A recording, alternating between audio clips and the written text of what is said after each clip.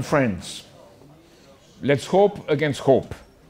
Our mission is to build a European Renaissance. As William Shakespeare and Friedrich Schiller and teilw knew, times of turbulence and tempest offer the best opportunity to change the world for the best, provided we believe, we care, and we fight for that change. Both of us, German and French citizens, belong to European civilization betrayed by its political leaders who, by imposing austerity on the people, locking up the youth in a prison of degrading images and sounds, and reducing the image of man to a looter of Mother Nature or a cupid abuser speaking only the language of his monetary profits. They destroy the very sense of citizenry. They leave no room for the future. This is why most of our fellow Europeans believe that their children and grandchildren will have a worse life than themselves, hence the temptation to withdraw into political abstention or to become a corrupted ecologist to go along to get along. Is it a reason to despair from Europe? Is it a reason to despair of our nations? Is it a reason to fall into willful submission or serfdom? Or to enter the comfort zone of pessimism and obscene morbid delights? All of us here would, of course, answer no if the question was asked. But the true question is, what will we do with that no in our mouth? The challenge is to act according to what we pretend to believe, which means to be optimistic against all odds. A kind of optimism which generates the courage to act, challenges self-destructing beliefs of others, and even the self-belief within ourselves, and makes us enjoying challenging our way of thinking because there is a spark of humanity in each human being, a potential to create and discover and to relive the discoveries, all of which represents moments of change in human history, change for the better. This means that we must not be discouraged by the stupidity of some, because our enemies in the oligarchy know how to use discouragement against us. This means not to be shy in the field or in a meeting when we organize somebody, and to seek to think from above, to seek his or her spark of humanity relentlessly, to provoke it with the humor of an Erasmus, a Rabelais, or a Mozart. We have no excuse because beyond all the dangers to world peace and to the very existence of our nations, we are entering into a very exciting moment of history. I am glad to share this moment with you, as all of us should also be. Look at the people demonstrating throughout the world. It was mentioned before, from Chile to Lebanon, from Iraq to our Western Europe. Our yellow jackets in France, your farmers in Germany. Everywhere, there is a groundswell of people calling for a more just order.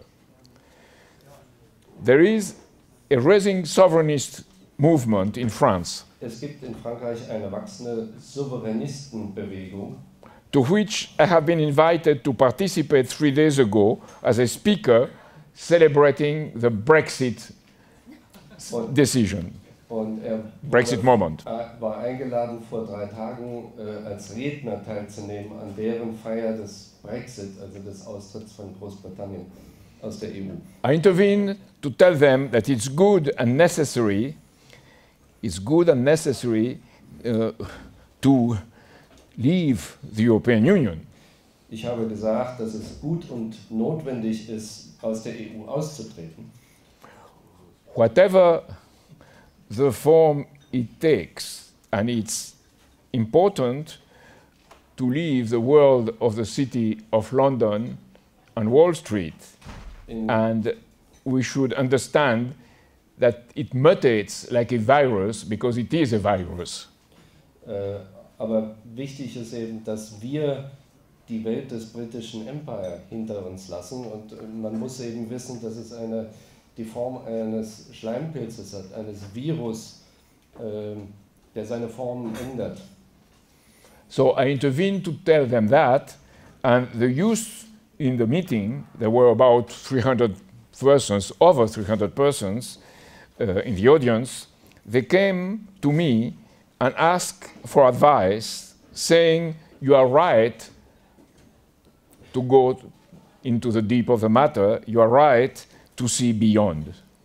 Und hat das eben in seiner Rede dort gesagt, vor etwa 300 Leuten, und hinterher kamen vor allem die jungen Leute zu ihm und haben gesagt, das ist gut und richtig und wichtig, dass hier jemand mal tiefer in diese Dinge hineinsteigt, als das üblicherweise geschieht. We love European civilization and don't want the European Union for that reason. Wir lieben die europäische Zivilisation und gerade deswegen mögen wir die EU nicht. And we don't want either the Commonwealth and global Britain, ruled by the City of London and the private council of the Queen. Und wir wollen aber auch nicht in Commonwealth leben, der vom Kronrat der britischen Königin regiert wird.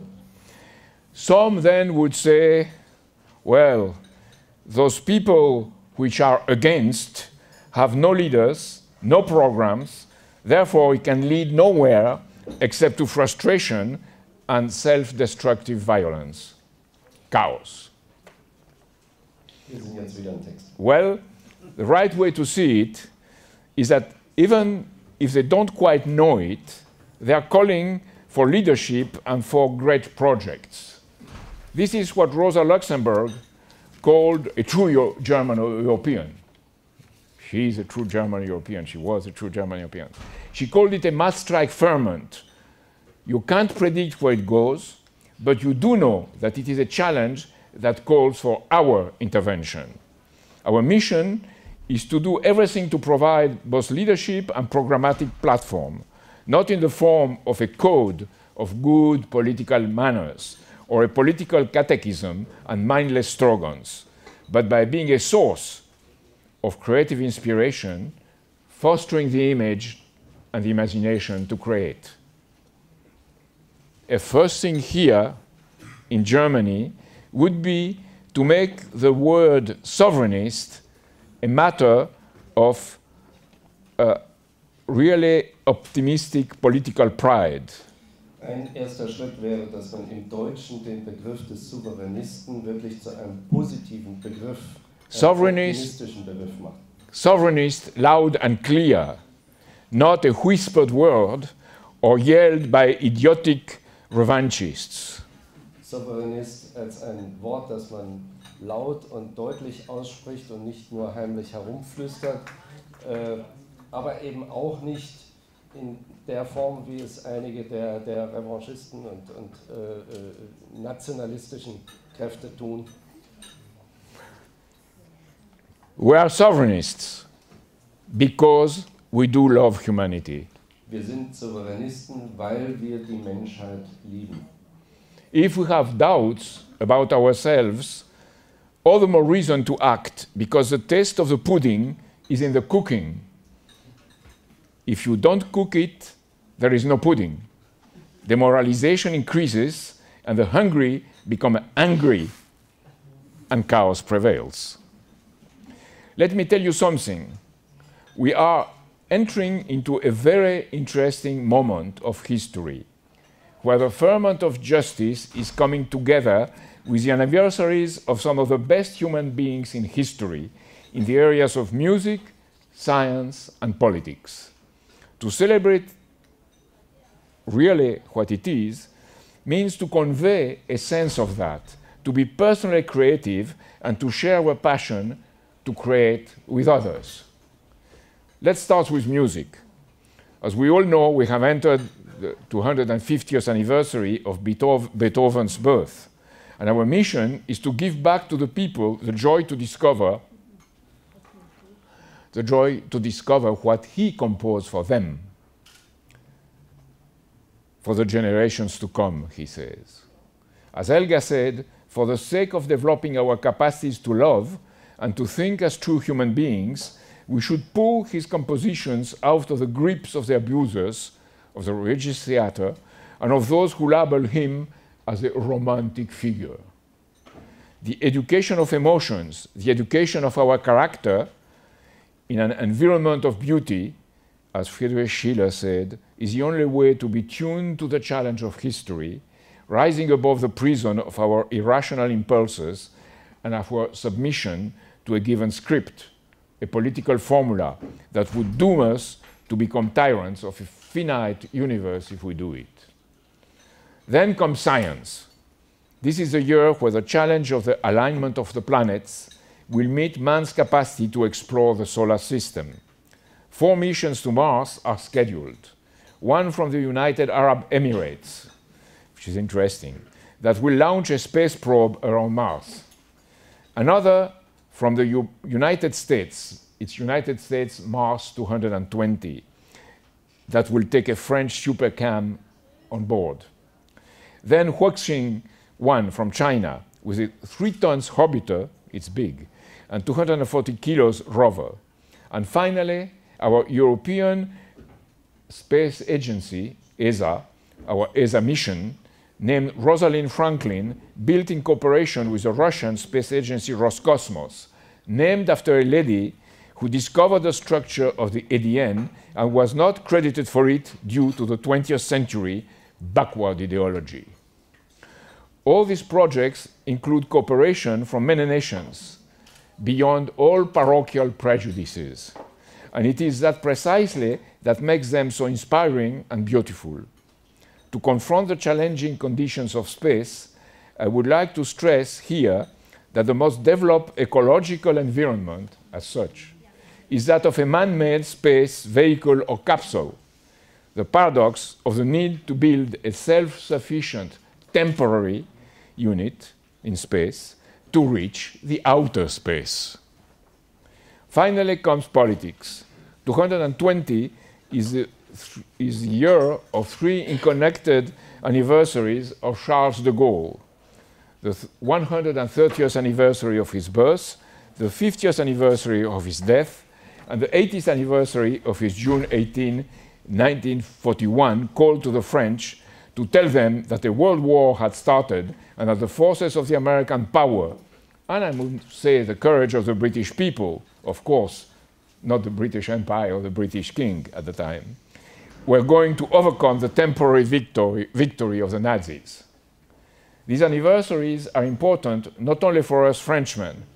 Remember de Gaulle's beautiful speech addressed to the German youth given September 9, 1962, in Ludwigsburg, celebrating a new age of scientific discovery, which he saw as a ground for a friendship between the German and the French youth and the preconditions for the unity of Europe, as he called it, what he called the European Cathedral. The European Cathedral open to all that would join respecting natural law. Trump, mentioning his Davos speech on January 21st, the Duomo of Florence and our Notre Dame Cathedral, he mentioned both as the cathedrals movement in Europe, stressed that for anyone who doubts what is possible in the future, we need only to look at the towering achievements of the past. The citizens of Florence did not accept limits to their high aspirations, and so the Great Dome was finally built. And he added that like the Renaissance Florentines, who forged ahead while the technology did not yet exist to complete the design, today's young innovators are doing things that nobody thought was feasible in the past. This is the power of human reason. What Lyndon LaRouche defined in his 1983, there are no limits to growth, as a power to make creative discoveries which advance his scientific knowledge and to convert such scientific advances in advances of technology. This is called agape, and it's a true proof given by agape. Therefore, this time is our time, not a time of pessimism. De Gaulle, in his speech to the University of Mexico on March 18, 1964, led the challenge in this way: except if humanity annihilates itself one day through monstrous destructions, the fact which will dominate the future is the unity of our universe. One cause, that of man; one necessity, that of world progress, and thence to help all the countries that want to be helped in their development. One duty, that of peace. These are for our species the very conditions of life.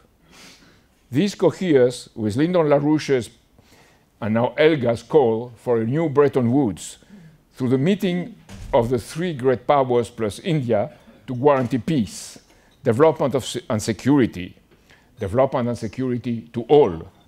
Xi Jinping's spirit of the One Belt, One Road initiative and Vladimir Putin's call for an urgent meeting of the 5 Security Council of the United Nations for the same purpose.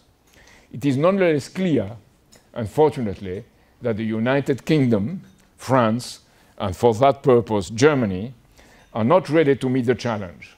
Our task for France, Germany, Italy, and other European countries is therefore to make them ready, to make us ready.